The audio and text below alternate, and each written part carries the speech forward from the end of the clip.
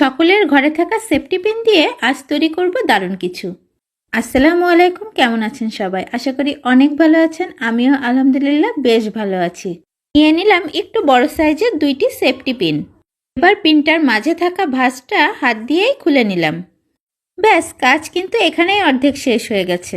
আপনারা ছোট বড় যে কোনো সাইজের সেফটি পিন দিয়েই এই কাজটা করতে পারেন।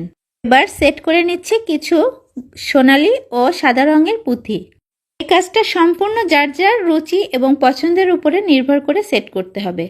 পুঁথিগুলি ভালোভাবে সেট হয়ে গেলে এবার হাত দিয়ে চেপে আপনি যে শেপ করতে চাচ্ছেন সেই শেপেই সেট করে নেবেন সেফটি পিনটা। আমি আসলে আমার ছোট একটি কানের দুলকে একটু বড় সাইজ করতে চাচ্ছিলাম, সেভাবেই সেট করে নিচ্ছি। আপনারা আপনাদের পছন্দ অনুসারে সেট করবেন। আর এখানে কোনো রকম আঠা বা অন্য কোনো কিছুরই প্রয়োজন নেই, এভাবে সেফটি পিনটা সেট করে দিবেন। উপরের অংশে আমি আমার পুরাতন একটি কানের দুল সেট করেছি। আপনারা যে কোনো স্টোন বা ফুল এখানে সেট করে নিতে পারেন। এই তো তৈরি হয়ে গেল চটজলদি হাতের কাছে থাকা সেফটি পিন দিয়ে চমৎকার একটি কানের দুল। আইডিয়াটা কেমন লাগলো অবশ্যই জানাবেন। অনেক অনেক ভালো থাকবেন সবাই, আর আমার প্রতি অনেক অনেক দোয়া রাখবেন। আল্লাহ হাফেজ।